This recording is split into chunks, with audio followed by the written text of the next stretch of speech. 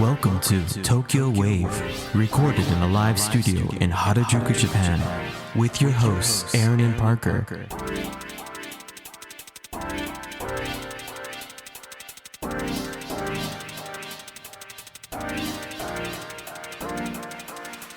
Alright everyone, welcome to episode 86 of Tokyo Wave. We're your hosts Aaron Randall and Parker Allen.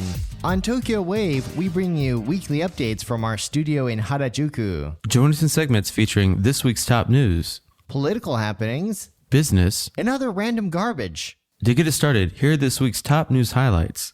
Japan expands virus restrictions as Omicron infection surge. Japan's exports and imports hit record highs in December. Kumamoto Castle artwork made by high school students with 110,000 toothpicks goes on display. This week in Japan. Alright, so our first story. Japan expands virus restrictions as Omicron infections surge. The Associated Press has reported that Japan's government is reintroducing restrictions in Tokyo and other regions as the Omicron variant of the coronavirus infects more people. Japan has never had a lockdown during the pandemic, but has focused instead on asking restaurants and bars to close early. Crowds are back in many parts of Japan, with people packing stores and events, while COVID-19 cases jump. The measures will last for at least 3 weeks in 16 regions, including Okinawa, Yamaguchi, and Hiroshima, which were already placed under some restrictions earlier this month. Chief Cabinet Secretary Hirokazu Matsuno told reporters the infections are rising at an unprecedented speed. About 80% of the Japanese population have received 2 vaccine shots, but only 1% of the Japanese population have received a booster shot. The government has promised to speed up boosters, but most people won't be getting them until after March or later, under the current schedule. The third dose is recommended particularly against Omicron, which is causing more breakthrough infections than earlier forms of the virus. The ruling Liberal Democratic Party is keen on avoiding public discontent of its handling of the coronavirus pandemic, widely seen as behind the ouster of previous Prime Minister Suga. A nationwide election that will decide the fate of 50% of the upper house will be held this summer.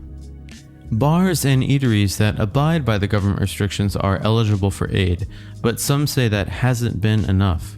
More than 20,000 new cases were reported nationwide on January 17th, showing cases are rising quickly because of Omicron. Most experts think the case tally is an undercount because testing is not widespread. Over 134,000 people are now quarantining or hospitalized for COVID-19 in Japan. In Japan, over 18,000 people have died from COVID-19. The recently reported daily cases in Japan are approaching the record numbers hit in August and September of 2021. Well, you know, everybody earlier in the year and at the end of last year were saying, you know, that 6th wave, it's gonna be coming, you better wait for it. And I think everybody wanted to ignore that, but here we are in the 6th wave of COVID-19 in Japan, and it does look like this is gonna be the biggest one yet. For sure. And, you know, Omicron is reported to have a lot lighter symptoms than Delta, for example. But the R0, the rate at which it spreads, is absolutely incredible. So I think like the international like metric is like whatever the surge in new cases for Delta was, multiply that by 10, and that should be the surge for the Omicron. So if we're like 20,000 for August, I think we can expect to go up to as high as maybe 200,000 in the next month or so. That is not going to be good for the ruling coalition, is it? No. And just the thought of going on to the lockdown sucks. Don't want to think about it. Yeah. And It's also up for question how the media will report on this and how the public will respond to this next wave. Whether it will be back to this sort of widespread discontent and really pointing fingers at the government for so-called mishandling the infection situation, or whether the fact that Omicron obviously is grappling the world, and honestly, it's so much worse in other countries. People will sort of understand what's going on in Japan in the greater context. Right. I mean, from talking to doctors in my family, I mean, Omicron is there's kind of no escaping it. I think it's just going to sweep through Japan similarly to it has in other countries. But, Japan has really great preventative measures in place, so hopefully that will help. Well, wasn't there that news report late last year that suggested that Japanese people have some sort of Omicron antibody strength in their DNA? Yeah. What happened to that? I don't know, but at this point, there's actually, if you talk to doctors, there's a lot of unexplained phenomenon happening around the world with COVID. Who knows? Maybe they do. Maybe we won't max out at 200K and we'll just, we'll hit 20K and that'll be it and it will go down. In economic news, there's a new CEO of Pfizer, Scrooge McDuck. Another big argument in the States and internationally is the CDC originally said that if you have the booster, you're 90% protected from Omicron. And I think was that before or after the US topped 1.5 million cases? Oh, way before. This is yeah. But the next week in the UK, I forget the name of the organization, they said actually it only protects you about 10%. So this new booster, even if Japan is late on it, it's not going to make that big of a difference. I think the biggest thing is, if you got the initial vaccine or not. A lot of friends in the States, almost everyone I know in the States has got Omicron, but everyone who's been vaccinated and has gotten it, obviously they're not doing well. The symptoms are terrible, but they're alive. So, yeah. So top tip, get the vaccine, get the booster. Definitely. Scrooge McDuck is waiting for your money, or your government's money, rather. Up next, Japan's exports and imports hit record highs in December.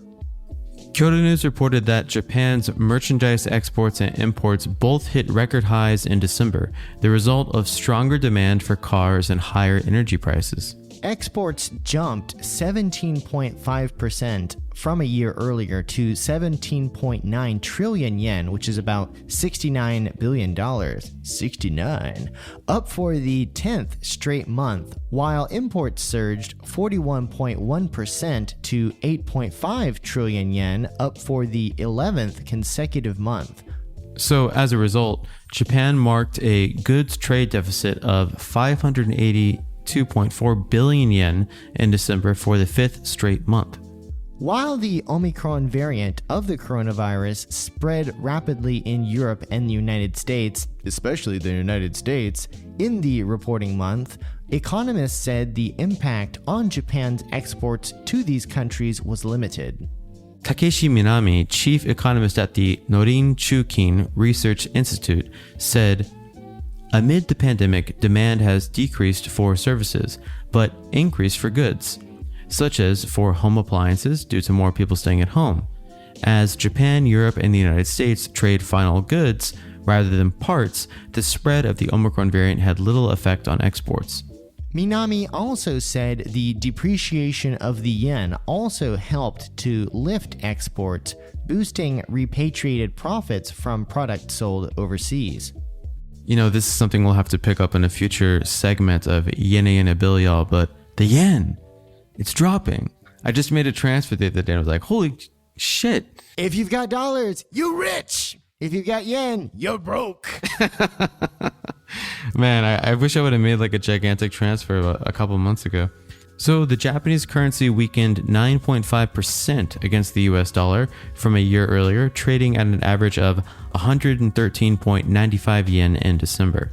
By item, exports of automobiles rose 17.5% from a year earlier, while iron exports swelled 75.1% as supply chain disruptions caused by the pandemic gradually eased.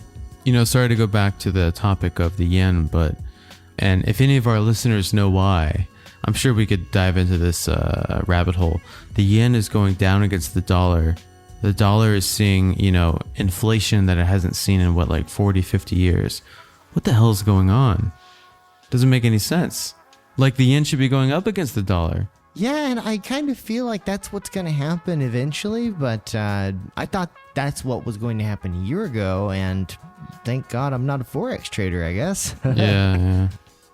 All right, and up next, Kumamoto Castle artwork made by high school students with 110,000 toothpicks goes on display. The Mainichi reported that a group of high school students made an artwork of Kumamoto Castle using over 110,000 toothpicks. This artwork has been attracting the attention of locals since going on display at a local shopping mall. The work was created by 38 students in grade 11 at Kyushu Gakuen Lutheran High School. The intricate depiction of Kumamoto Castle, Kumamoto's most prominent local cultural heritage site, is currently being exhibited on the 7th floor of Amu Plaza in Kumamoto City's center.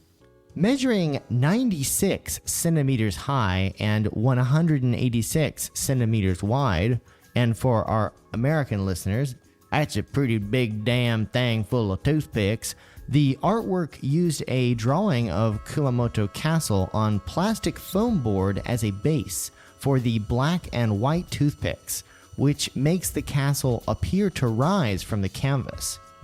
The students worked on the project during a school break and finished it over the course of 2 weeks in October 2021, which is amazing because, American high school students on break, all they do is smoke weed and eat Doritos. Play Fortnite. That too. As the school's festival was canceled due to the coronavirus pandemic, the piece was instead shown at a cultural festival presentation. Since the artwork was seen as a way to give encouragement to Kumamoto after its recovery from the 2016 Kumamoto earthquakes, it was decided the display would be shown at a prominent location. Hiroshi Harada, 50 years old, the teacher who led the students in the project, told the Mainichi Shimbun, quote, I want people to see the masterpiece that students created by coming together as a class, okay? But how did the students find so many toothpicks? Student Kana Suzuki explained to reporters, quote, well, we really like Saizeriya, so we went to Saizeriya every day for a year and stole all the toothpicks while the servers weren't watching. We might have made up that last part. Sorry. The Toothpick Castle will be on show until February 15th, and there are plans to display it at the Kumamoto Municipal Government's Tokyo office later in the year. Aaron, you can do a lot of cool things with toothpicks. Like what? So, they're actually really good for furniture repair.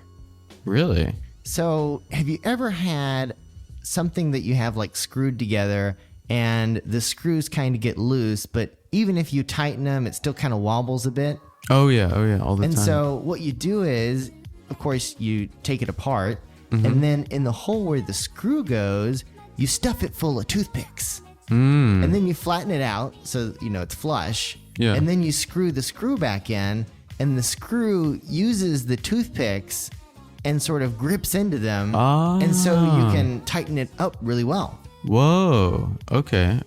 My friend told me this toothpick technique, and I swear to God, it is a lifesaver. Damn.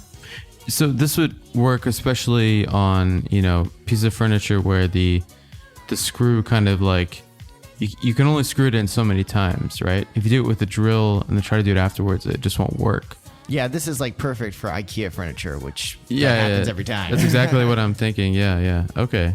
Interesting. Top tip, toothpicks. Steal them at Saizeriya. All right, and up next on Let's Talk About Creative Stuff Time, we're going to be talking about buying musical instruments and gear in Japan.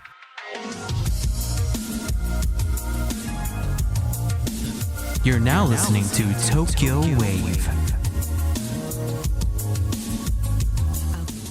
So the other day, Aaron, you told me that you found the most awesome ethnic instrument shop in the world in Kyoto. Yes, yes. The name of the store is called Koizumi Gaki. So the shop is located in central Kyoto, very close to the station, in the Shotengai, like where you can like shop basically, like even if it's raining or snowing. And this is the only shop I've ever been to where not only do they have an extremely eclectic and incredibly huge assortment of instruments from Japan and from other countries, but so let's say you're looking for a wooden flute, right? They have wooden flutes from all over the world. And we're talking like, let's say you want just a basic, tuned to C flute. They have Indian flutes, Persian flutes, Malaysian flutes, Filipino flutes. So, there's really high pitched flutes and then there's lower flutes. Similarly, like in Japan, everyone uses a recorder, right? There's actually bass recorders, right? So usually every kind of like flute type has anywhere from 2 to 4 different variations. And the lower ones, play notes on lower octaves. For example, I found a really cool Malaysian flute, and there were 4 different versions of it that all covered different ranges. Another example is there's before the piano, they used in Iran. There's this instrument called a santur, which used these like very light, kind of almost like like mallets. Yeah, very small, light mallets to hit different strings.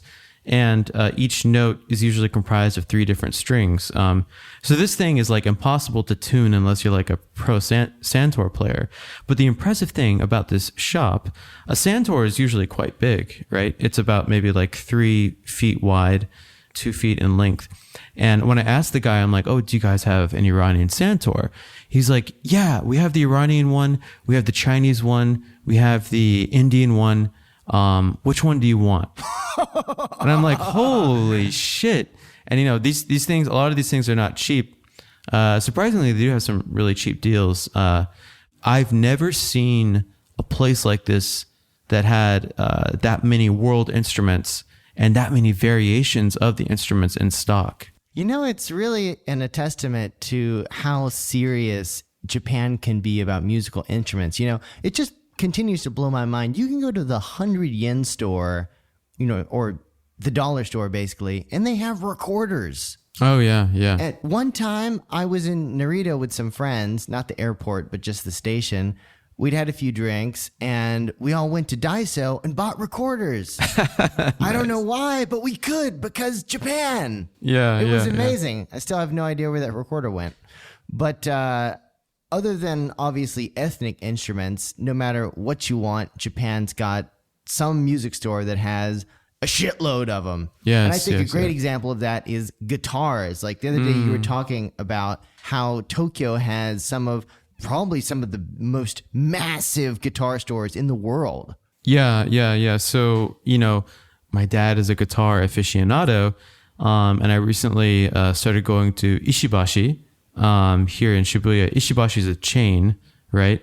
So you wouldn't expect, Ishibashi to have like everything, but man, like Gretsch guitars, like maybe like 40 different models, and then Fender guitars alone, like the aisles of these guitars, man, it goes to like the horizon line. Like they have too many different types, and it's not just Japan made. They have like, it's usually with Fender, it's usually American made, Mexican made, and Japan made are the most kind of popular and most used types.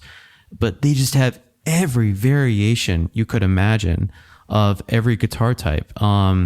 They had classic guitars that the Beatles used. Whoa. And these things are very expensive instruments, but they got them there. And some of them are used. So they've also, the impressive thing is like, people are going in there buying and selling and reselling used equipment. So they've got like a heavy supply of like the bass Paul McCartney used, the guitars George Harrison and John Lennon used that are there. And like sure, they're on display used, but they've only been in the store for maybe 2 weeks. Wow. I can just imagine someone brings in this guitar and he's all proud of it. And he's like, yeah, this is the guitar that Paul McCartney used. And the store's like, actually, we've got like 35 of those. Can you try to go to Ochanomizu with that? Yeah. We don't need any more here. One question I have for you, because I'm actually looking at guitars, even though I can't play. Last time I tried to play a guitar, I was 13 and I sucked at it then. And that was 20 years ago. Yeah. So I do want to get back into the habit. You were saying that like Squier guitars are actually pretty good, but when I was growing up, like we were always going to pawn shops and looking at different guitars. And my dad wasn't that big into guitars, definitely not as much as your dad, but he always said, yeah, you should get a Fender made in Japan. And those, Squier guitars, they're Chinese pieces of shit. And so I had this really bad impression of Squiers, but you suggested them. So, Squier is usually just a more simplified and quicker made model of the Fender equivalent, right? Now, what happened a long time ago, I think started in the 80s, is that Japan had a lot of authority on how they could manufacture the guitars here. So resultingly, if you were to take like a Japanese Squier Telecaster and compare it to an American and a Mexican made, the Japanese version is going to have a lot more dynamic range, meaning like, you can hit the notes very softly or you can hit it really loud and the guitar will respond accordingly. And this is due to Japan being amazing at precision manufacturing. I mean, like, in other countries where maybe they're just throwing the electronics together, like, to get stuff out the door very quickly, Japan takes a lot of time, put the electronics together to make sure that it plays well.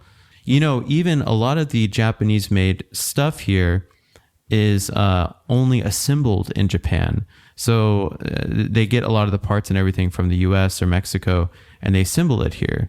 But just the assembly process, and I think the standards that they have here are much higher. And there was a time like in the 90s and early 2000s where Japan made was considered the best, especially amongst Fender. One thing that also interested me in our conversation was that I was looking up different electric guitar brands because that seems to be the easier way to go.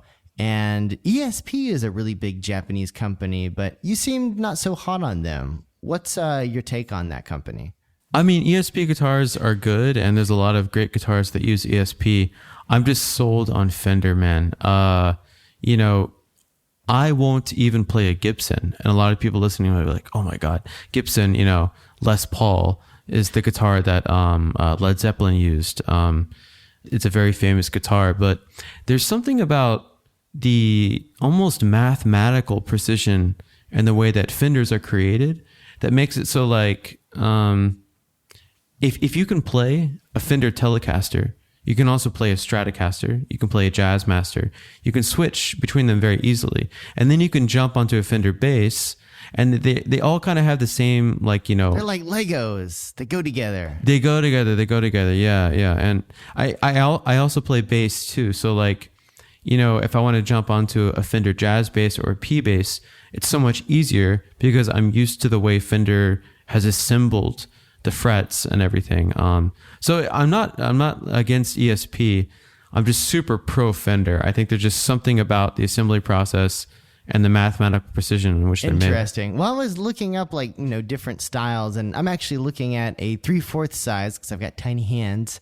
And I didn't know this until I looked it up the other day, but did you know Nirvana's Kurt Cobain actually used a 3/4 size? It was a Jaguar. Oh, Jaguar is an interesting guitar. I didn't know that he did 3/4, but there's a lot of guitar players now that are using the 3/4 size guitar. It does simplify things to a certain extent. And actually, arguably, it's probably a good guitar to start out with. If you're going to go 3/4, though, I recommend the Taylor Baby guitar. The Baby series is really good, or the Big Baby. Now they have a Big Baby in 3/4 and a regular size, but and while we're on the topic of small guitars, someone trying to get into guitars, ukulele is also an interesting route to go. You told me that, and I'm like, ukulele? I don't want to play Hawaiian music. Yeah. Everyone has that image. Japan though, Japan has the best stock and selection of ukuleles for really, really good prices. Before I moved to Japan in 2011, a lot of my musician friends all told me, dude, pick up a uke while you're there.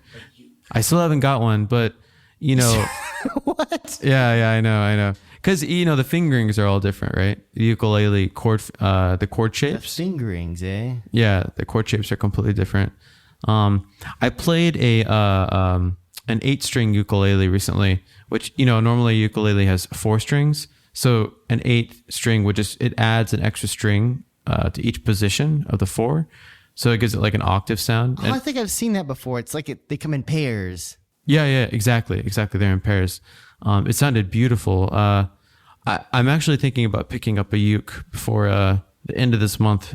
You know, it's funny, especially talking about ukuleles. One of the interesting things about Japan's sort of musical instrument practice culture is because of the lack of space in homes and apartments to practice instruments, you always see people busking in parks, but not like, you know, alongside with their suitcase open trying to get money, but like in the part of the park where nobody is, like they're in the shadows, they're in the trees, like away from everybody, practicing and surrounded by nature. Yeah. I've seen this a lot in Yoyogi Park, for sure. Definitely. There's a lot of people that Japan too has the best mini amps. So you can like plug your guitar into like a mini amplifier and get a really good tone. And I've seen, lots of guys just in the park practicing guitar outside, which when the weather's nice, I mean, it's a wonderful thing to do. Yeah. Cause you know, practicing in wooden Japanese apartments doesn't necessarily make your neighbors too happy. So not unless you like getting the cops called on you. Yeah. Another interesting thing is people will rent rooms at karaoke parlors to practice instruments. I saw a Facebook post of a friend the other day, and it was just like a picture of a tuba in a karaoke parlor room. It's like, what? Yeah. Funny enough, an old podcast I used to do, we recorded a lot of sessions in a karaoke room. Karaoke sessions. It's very difficult because there's obviously lots of other noise coming in from other rooms. But karaoke rooms, and honestly, the best places though are the music stores. I can just imagine you guys you're jamming, and all of a sudden, don't stop believing. Yeah, there's a lot of that, you know, bleeding through.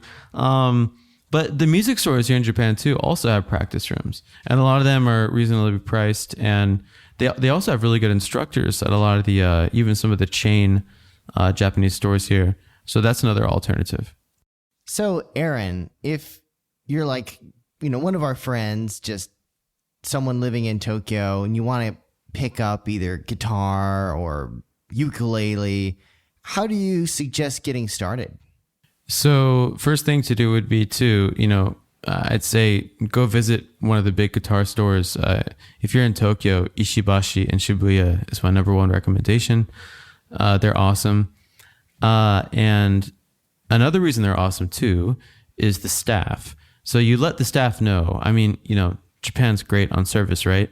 So when a staff member sees you play or attempt to play, if you're a beginner, they'll know immediately what your level is, and they'll be able to suggest things that are extremely accurate.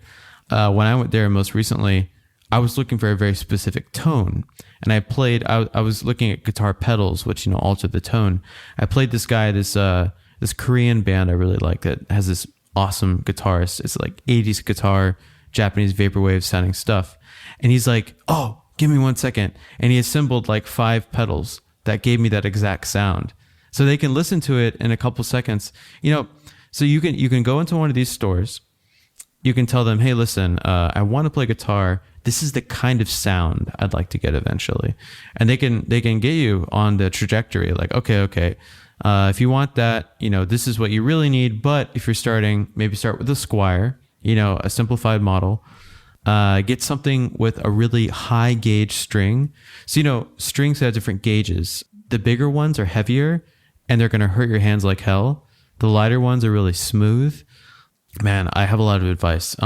Also, there's different kinds of wood on the neck where you're actually playing the guitar. I would recommend maple neck. It's going to be a lot easier on your fingers. Actually, if anyone's looking for an electric guitar, the 1972 Fender Thin Line Vintage Remake is probably the easiest guitar to play. I have that and I still use it just to like write song ideas because damn, that thing sounds good. And it's just, it's they call it silky. Silky is like the term, or even milky. Older guitarists will call it silky, milky smooth. Sounds like a chocolate commercial. Exactly. It's like a chocolate shake, you know, like no, but yeah. So just to summarize, you know, go down to the store, be honest with the staff, you know, your skill level and everything. And if you find a good staff, they'll introduce you to the right instrument that will get you on the trajectory you need to be on to get the sound that you want. Awesome advice, Aaron. Thanks so much. For sure. And if you're in Kyoto, check out Koizumi Gaki, one of the coolest stores. They've got flutes, they've got lutes, they've got santurs of different nationalities. They've got like 100 different African instruments too. I got to say one more thing about this store. Didn't you buy like a drum that you play with your hands? Yeah, a hand pan. I got a hand pan. And then I got a similar shaped, like smaller one that you play with, like these soft mallets. I actually got two. That sounds like the sort of instrument that you have to wear a beanie when you play. Oh, dude, yeah. If you look up on YouTube, the hand pan, like it's really big and like the whole like, you know, new age kind of like meditation. But to be honest, these instruments are very relaxing and very meditative. That's one of the reasons I got one. Here's another tip. A good music store encourages you to pick up the instrument and make noise. If you go to an instrument store in Japan and they're very reluctant to let you play stuff, and they kind of, if they seem like passive aggressive, they're like, this guy, he just wants to play on different stuff. He's not going to buy anything. Get out of that store. You know, Koizumi Gaki in Kyoto, everyone that walked in, my Japanese friend that was with me, she doesn't play any instruments. They were putting stuff in her hand. They're like, check this out. This is from Africa. This is a percussion instrument. This is how you play it. And the guy was teaching everyone, and she figured it out. And like, I'm like, damn, this is like such a good store. And they just had some wild guys walking in that obviously were there every day. Looks like, you know, I don't know. They might be living on the streets, but they were really good at all the instruments, you know, and it was just like everyone was kind of playing together in the store. And then they pull out their wallet and they've got like $3,000 cash in there. I want to buy this one today. So yeah, I think something that people don't know about Japan is that it is this not just, you know, mecca for music, but also for musical instruments. Absolutely. They do a very good job of keeping a good circulation of musical instruments and gear in the country, through imports and through, you know, just buying and selling used gear. I got to drop another great recommendation. Mericari is an amazing resource for trading used gear, for like specifically if you're a guitarist, guitar pedals. In America they have Reverb. I think it's like reverb.com, but the Japanese equivalent is definitely Mericari. They're a great source to find used stuff. Yeah, I just imagine I'm gonna get like, you know, my little electric guitar, and I'm gonna buy this massive tube amp because that's what I'm into, and then I'm gonna buy like 200 guitar pedals because they make the guitar sound cool, even though I can't play with the shit. Yeah. Guitar. One thing I have to nerd out about is we were talking about musical instruments, but what we didn't talk about is audio equipment stores. Ooh, and that's so a whole other, yeah. I turned you on to my favorite audio equipment store in Akihabara. And unlike Aaron, I will not tell you my secrets. The shop will remain unnamed, but if you go around Akihabara, not just, you know, the part in front of the station with all the crazy anime shops, but a little bit farther away from the station in the lower rent areas, there are all of these different vintage audio equipment stores. And these guys have tape decks, they've got reel-to-reels, they've got, of course, record players, all sorts of different kinds of speakers. I mean, you want it, they've got 100 of them. And I mean, like, I've seen like an entire floor just with Macintosh amps. And, you know, Macintosh amps, you know, the big American tube amps with a big with the big blue VU meters. I mean, just a whole floor with like $10,000 amps. It blows my mind and makes me feel really broke. Yeah. No, I was quite shocked myself going in there, and they had great music playing, from like the 80s. They've got hi-fi and lo-fi. This is something that's new to me too, but there are specific speaker amplifiers that were made like everyone uses the word like lo-fi hip-hop. There's actually a range of equipment that's made for lo-fi, and it started in the 80s and the 90s. So they've got both of those hi-fi and lo-fi systems. And for an audiophile, yeah, Japan is the place to be. We could even talk about records, and they keep their records in very good condition. That's a whole nother rabbit hole for a different day. Like, I have a friend who used to have a shop in Mitaka near where I went to school at ICU, and he's like Japan's top specialist for repairing Nagra and Studer recording equipment, which is, what they use in all the massive recording studios. And this guy, he's got the oscilloscope. He's like a cancer surgeon for audio equipment. It is the coolest shit I've ever seen. Wow. Just more of that kind of like, they're just so good with precision tech here, especially like hardware precision tech. Definitely. And even repair too. Like, I had an old amp, an old AccuPhase, one of the first AccuPhase solid state amps ever made in the early 1970s. And being the DIY otaku I proclaimed to be, I thought, I'm going to change my capacitors by myself. And so I got all the stuff in Akihabara. I felt like a cool dude, and I got the right capacitors and, the solder iron and all the stuff. And I got home and I started going at it. And then I realized something that I hadn't considered. What was that? I can't solder worth a fuck. Soldering is a whole other, yeah. And so I screwed it up. I mean, I should be like patting myself on the back that I didn't totally ruin it. And I brought it to my friend, and he opened it up and he just laughed, like that belly laugh, like, dumbass. And then, of course, a few $100s later, it's perfect. And wow. It continues to be perfect because that guy is awesome. Nice. Yeah. This country is definitely so good for that kind of stuff. When travel was open, I remember being at the airport and seeing a lot of foreigners returning with TVs and some other electronic gear. But it makes sense because it's almost like you want to say like, God, you guys, you're not buying the right stuff. You got to get the old stuff. That's this is the mecca for the best condition, like used and vintage gear. I mean, it's in great condition and it's awesome. Yep. I highly recommend people to get out there and mess around with it. Try to find some stores near you. Go buy some stuff. Hey, listeners, that's right. You listener right there. Who do you think should be our next guest on Tokyo Wave? Let us know. Drop us a line at wave@tokyowave.jp. We hope you enjoyed Tokyo Wave. If you haven't already, you can subscribe to our podcast on Apple Podcasts, Spotify, SoundCloud, and YouTube. Join us again next week on Tokyo Wave.